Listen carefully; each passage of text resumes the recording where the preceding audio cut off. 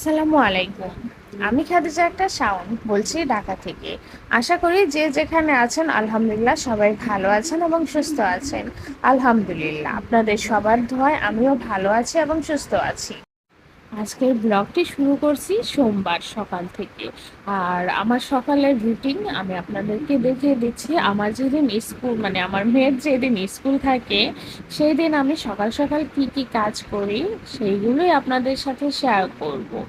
আর আজকে কিন্তু আমার ছোট কন্যাও ঘুম থেকে উঠে গিয়েছিল, কারণ ও একটু নড়াচড়া করতেছিল, তো ভাবলাম যে নিয়ে যাই, না হলে আবার ঘুম থেকে উঠে কান্না করব।